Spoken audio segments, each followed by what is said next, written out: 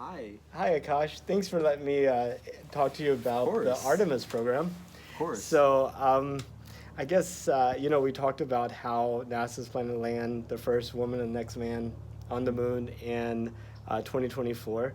And I was curious in what you thought about that. How does it make you feel? Um, I don't have any specific thoughts, I guess. I think it's maybe a great step towards achieving more diversity, I guess, because there hasn't been a woman on the moon before. I don't think. That's So, true. All 12 of the moonwalkers that the U.S. sent were fighter pilot. They were white, they were male. sure, yeah. So, I guess a great step towards diversity. But other than that, I guess, I don't know. I think. Um, what do you, can you give me a little bit more context? What is the purpose of this trip? Is it just like to set a precedent, or Well, actually, the thing that NASA did the first time, it was all about beating the Soviet Union to the moon. Hmm.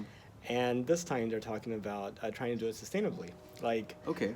since 1998, I think, there have been astronauts continuously in orbit around the moon on the International Space Station.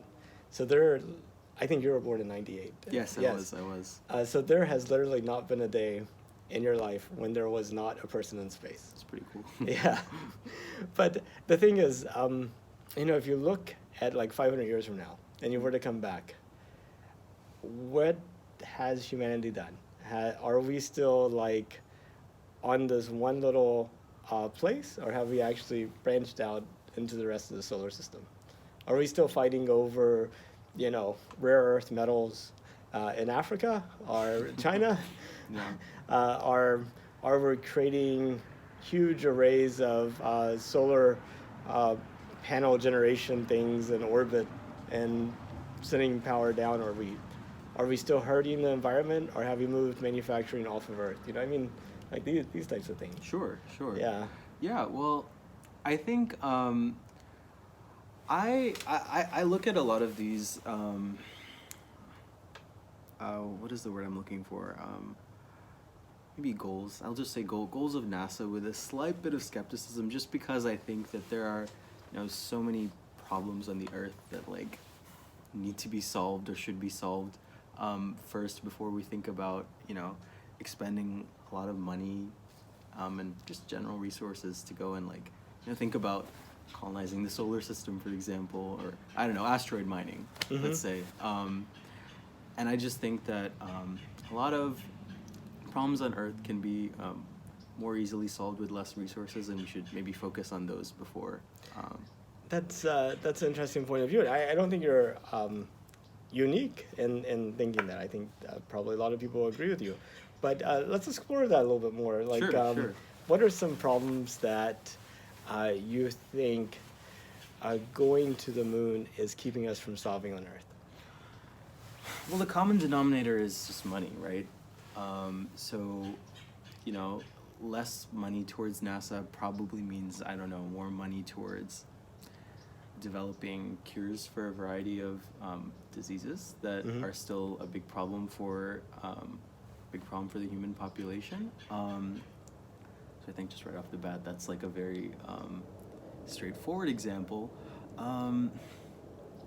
Then other things, maybe just like improving standard of living in a bunch of less developed countries that could have such an immense impact on like overall well-being, and maybe that's sort of related to research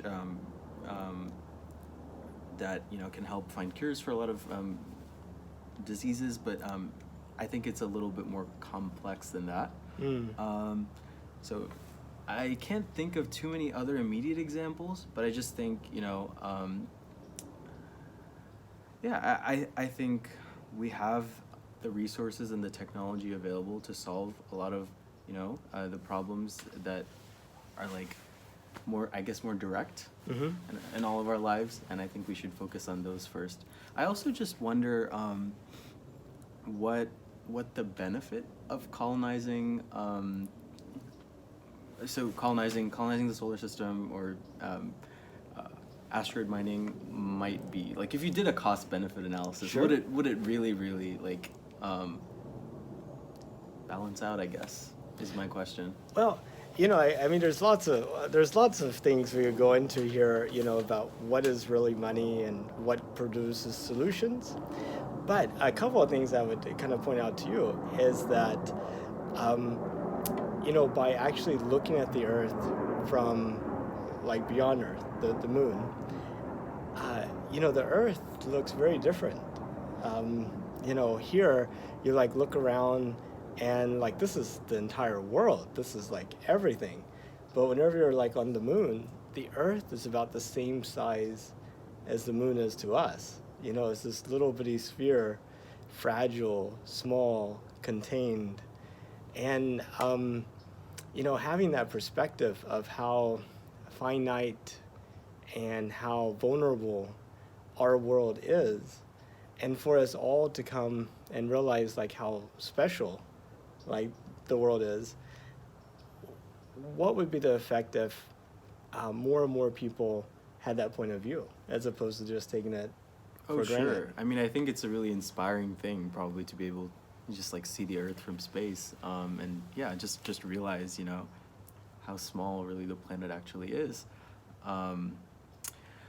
Yeah, I just think that some things that I would be interested in figuring out is ways to make travel to the moon or other places in our solar system cheaper, more efficient, and maybe if also there was more information available on the type of resources that say might be available elsewhere in our solar system or on the moon, and if there was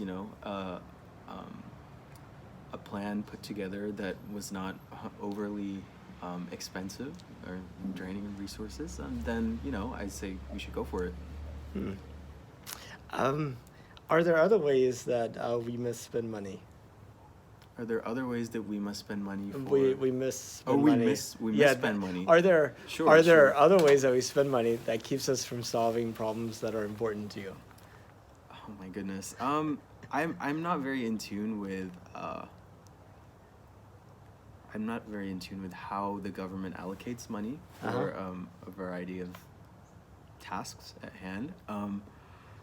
But I think it's common knowledge really that money is not utilized properly. It's like really wasted on that level. And so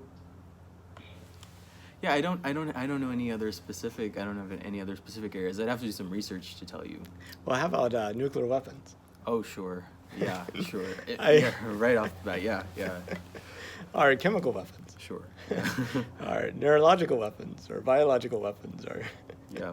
I think just like whenever you think about, we actually spend more money every year refreshing our nuclear arsenal than we do on NASA. So like all the studying that we do of the sun, of the Earth's climate, of the aeronautical research, of kind of like the rovers to Mars, and the New Horizons mission out to Pluto, and the Juno mission. I mean, all of that costs less than what we spend on nuclear weapons. I can believe that. I can definitely believe that.